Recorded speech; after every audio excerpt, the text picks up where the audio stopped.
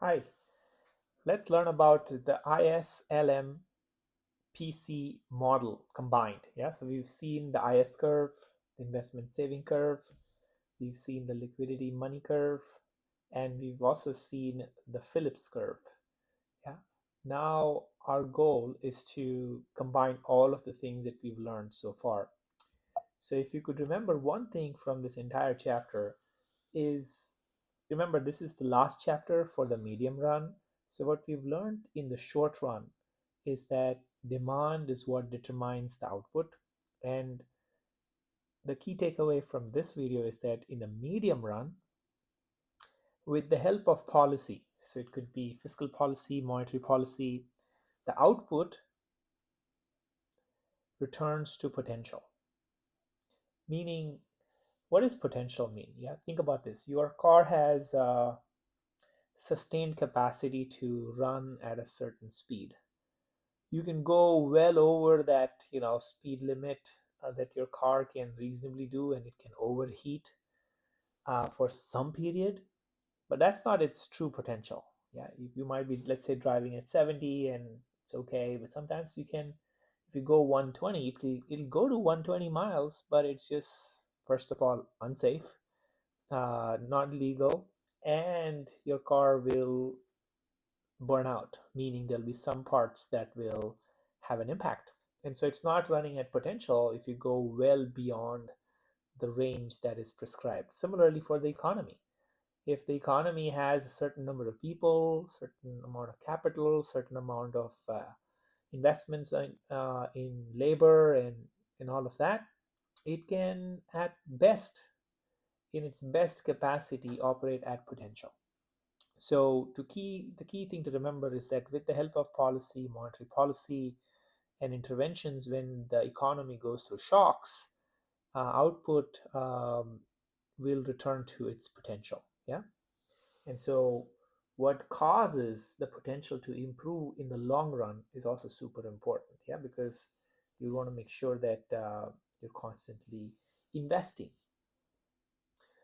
All right. So when the key thing is if we see a lot of things in the news, and when we are confronted with any macroeconomic question about specifically around the policy decision or external shocks when it comes to oil prices, this ISLM PC model is super helpful to use and apply. So what we're going to learn today is going to be practical for us to apply through information that we hear in the news.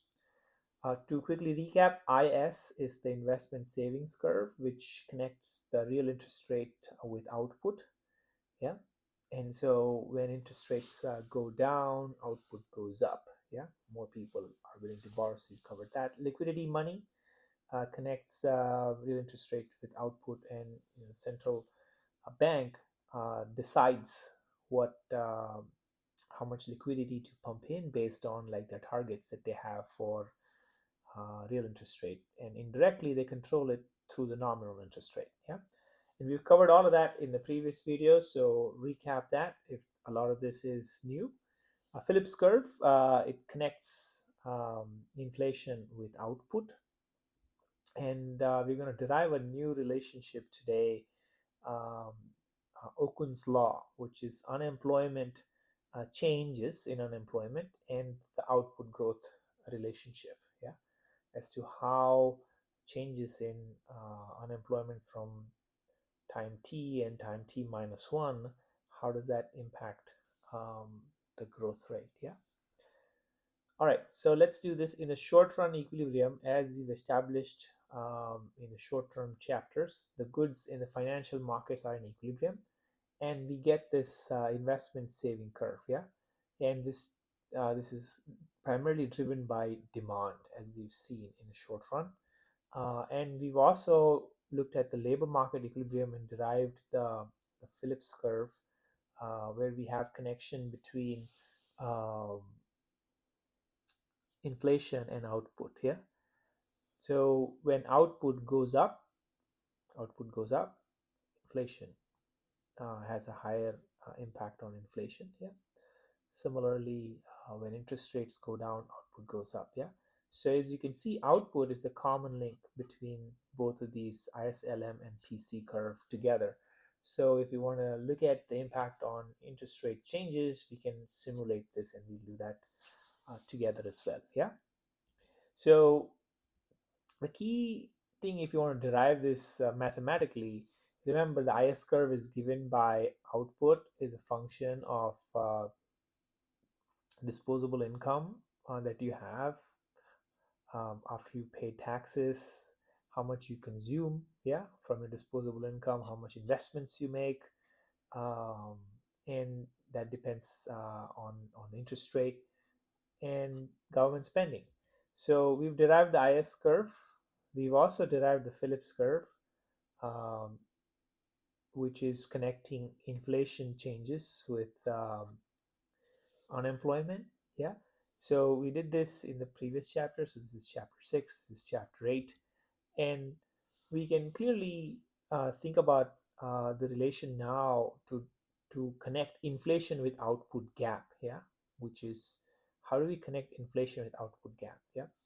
So if let's say L is the level of labor force, yeah, if you remove the ratio of folks who are unemployed, we get folks that you can, employ. Yeah. So if we have number of people who you can employ is labor force times 1 minus unemployed.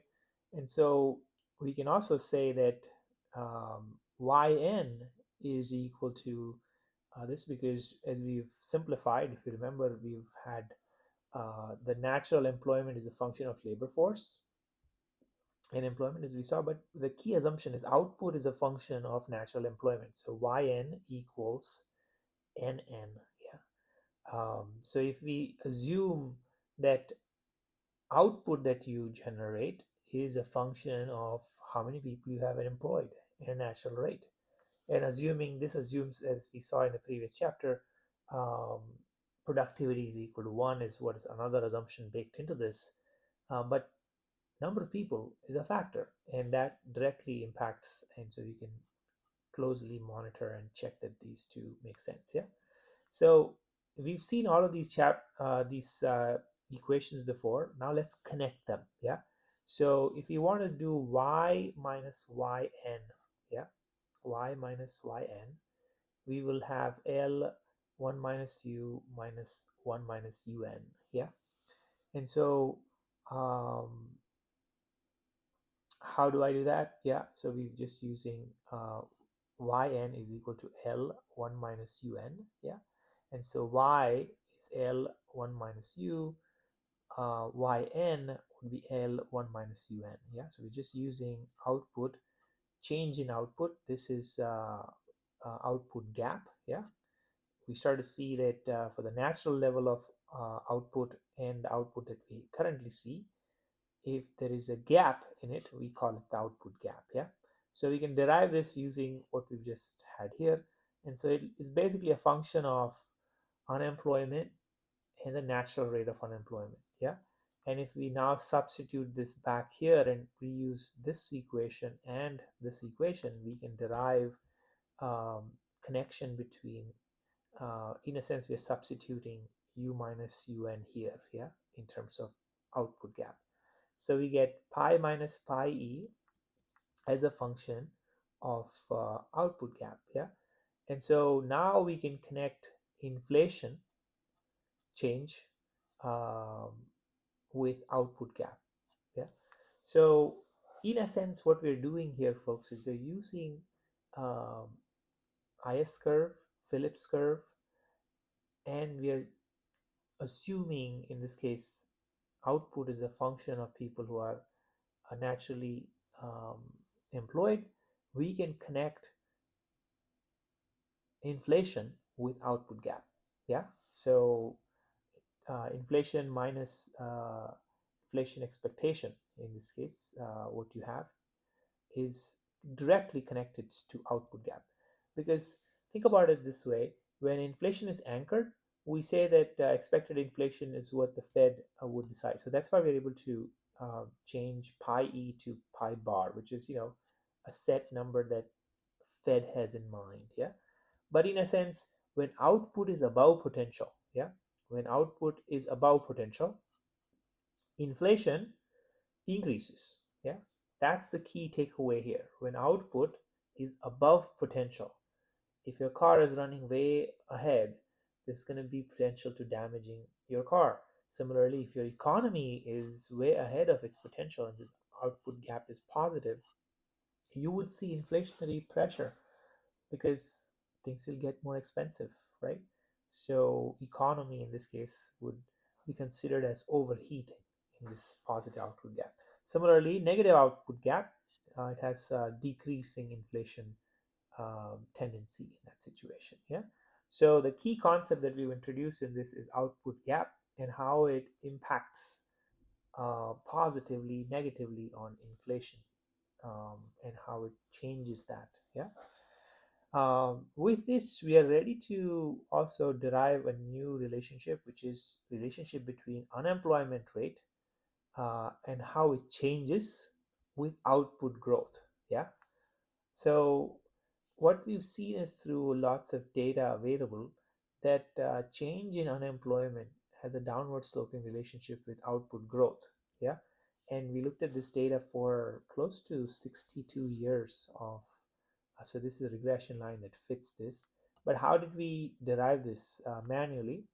So remember, number of people who are employable, right, or employed is a function of labor market times 1 minus unemployment rate. So n is a function of L times 1 minus U. So n minus 1, which is basically employment a year ago, right? Number of people employed a year ago. So this minus 1 is a notation. It's not n times minus 1. When it is n time, multiplication, I'll explicitly write it. But in this case, it's basically saying employment a year ago is a function of L times 1 minus U minus 1. Yeah, so unemployment a year ago. Yeah, so this is U minus 1. Yeah, so n we know and n minus 1 we know, so we can do n minus 1. Yeah, so we just subtract these two. And then if we divide this by the last year period, we get a ratio that tells us growth in employment, which is n minus 1 divided by n minus 1. And we can also see growth in output, because think about it this way: L over n minus 1 is roughly equals 1 in this situation. So we are able to then see the relationship between GN output is a proportion to employment. Yeah. So growth at natural rate is, we can start to see Gn would be equal to Gy, right? Because we assume output is a proportional factor impacted by the number of people that you have. Yeah. So growth rate in number of people employed or growth rate in output is a function of unemployment. Yeah, U and U minus 1 changes. So unemployment rate change is what this graph actually is. Yeah. So we are able to now derive Okun's law in a sense, the intuition. If you don't understand all of the math, that's okay. But as long as we understand the intuition, is that when higher output grows, meaning if the country is growing at higher level, you will see change in unemployment rate to be lower. Yeah. But if the output growth slows, unemployment goes up, which kind of makes sense. If there's less things being produced, we start to see positive changes in unemployment, meaning more and more people will be unemployed. And the magnitude of this is given by this. So let's go over that. In a sense, unemployment rate is approximately equal to the negative growth rate of output. Yeah. So there's a negative connection here, which we also see in this linear fit line. Taking the same example here, higher output growth is associated with reduction in unemployment rate. Yeah, higher output growth, reduction in unemployment rate. More and more people will be um, employed as the unemployment rate reduces. How much? We can say output growth of 1%. Output growth of 1%. Yeah, output growth of 1% leads to a 0.4%. That's this coefficient, 0.47. Yeah. leads to a 0.47 reduction in unemployment rate. So, meaning if you have output grow up by 1%, unemployment will go down by 0.47%. And or the opposite is employment will go up by um, point 553, yeah, so something around 0.6% will go up. So that helps us understand the relationship between unemployment rate changes and output growth changes, yeah.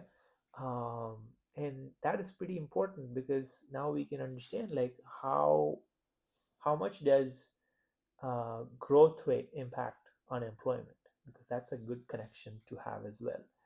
um, yeah, and because at times output will be above potential, and how do we look at that?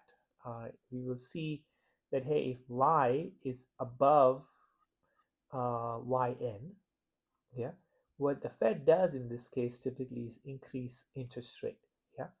um, and so when they notice that y is above yn, what they typically do is the interest rates would go up from R to Rn.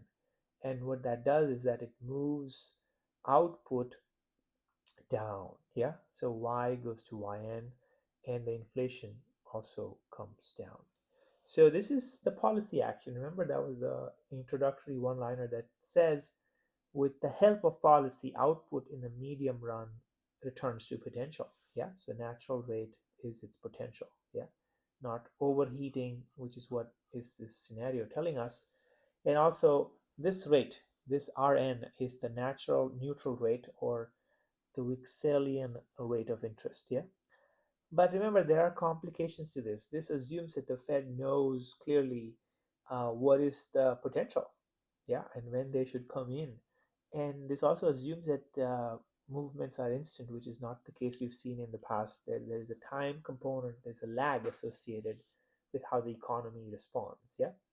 So if you understand those two things, we at least understand how the policy action helped reduce output back to its normal rate, and inflation also back to its target rate. Yeah, and we see that when expectations are anchored, meaning when we know that the policy maker, the Federal Reserve, is dependable, we clearly see this in data, because if we see the post 1987, which is this green and the pink line, and pre 1987, which is this black line and the blue line, the impact of oil shocks or changes in price of oil was much severe in inflation, and also had a much larger impact in GDP reduction.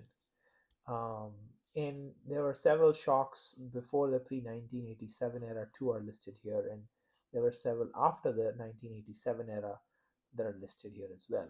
And so it's quite important to understand that the policy um, decision makers, the Federal Reserve in this case, when we looked at the monetary policy change, if the inflation expectation are anchored, the inflation won't go up as much, which is what we saw in data, and GDP also output won't go down as much, which is really good stabilizing factor.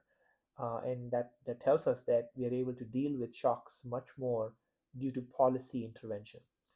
But remember, there is some restriction around how much the Federal Reserve can cut the interest rate. They're bound with zero bound, meaning they cannot take the nominal interest rate below zero. And so at max, the real interest rate would be negative the value of inflation. So there is this clutch that they have, which is below zero.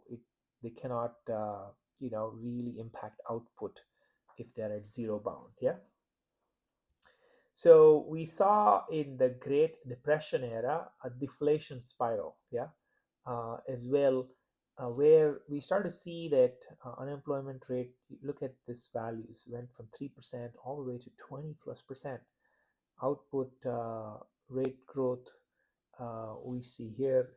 Also, looks like the Fed acted really, really slowly, and that's one of the reasons. If you start to see 5.3% after a year, 4.4%, uh, and look at unemployment rate gone up significantly high. inflation uh, going up as well. And so this is super important. One of the reasons why lots of debates here as to why this really fixed, but monetary policy with large increase in money supply is what eventually got folks out of depression, is one of the theories, because the inflation expectations were um, now baked in, meaning they believe that inflation would come back, yeah, in some sense because of monetary policy action of increasing money supply, yeah. And there were a few other policy actions like the New Deal, where they introduced minimum wage and all of that, yeah. But in a sense, we would want to understand the limitations of how and when the Federal Reserve can act, how quickly they should act, how if they act too quickly as well, there is some amount of expectations that can be anchored and continue to be anchored, but if they act slowly, in this case, Great Depression, it could have a huge negative spiral, which we saw in the previous slide as well. Yeah, inflation's up big time, unemployment's also up big time. Yeah, so that is something that's really big impact to the welfare of people and also output, if we start to see output rate growth as well. Yeah. All right. So last part, which is if there is a fiscal consolidation plan, let's say the government wants to reduce the deficit. Yeah, so what they can do is they can increase taxes. Yeah. And so when they increase taxes, what happens is the IS curve shifts to the left. And so what we see is that at a given monetary policy rate, if they don't shift the monetary policy, then A would move to A dash, meaning output would go down because of a shock that is induced by the fiscal consolidation. But that can be countered if the monetary policy acts in tandem with the fiscal policy. If they reduce the rate, then output would go back to natural rate. Yeah. So it's super important when there's a fiscal consolidation in plan that the fiscal policy and the monetary policy act in tandem. And so we can see the impact of these changes. And this slide actually covers all of these graphs that we've seen: the IS curve, the LM curve, the Phillips curve, and the Okun's law as well. And I've written down the equation of what drives the IS curve, the relationship between inflation change and unemployment with the Phillips curve, but also we can convert this, as we saw in this video, how inflation rate minus the target can also be expressed in terms of output. Yeah. Um, and finally, Okun's law: unemployment uh, change and change in inflation, um, and also so change in unemployment and change in growth rate. Yeah. So that's another piece that we can insight from some of these graphs. Yeah. So the key takeaway is that shocks or changes in policy have different effects in the short run and the medium run. And which policy works, the fiscal policy, the monetary policy, is, and how quickly it works, whether there's a big lag, which we saw there is in several parts, is important to consider. Um, and these are part of business cycles, meaning output would fluctuate because of different shocks. And when these shocks are there, it impacts consumption. And so policy action is super important as to how it impacts and brings output back to its natural rate, inflation back to its natural rate. So active policy response really helps, as we saw with data as well, that the inflation didn't go up much more, output didn't go down as much more as well, and so there's a stabilizing impact that is quite helpful for the economy to function at its potential. Yeah, thanks.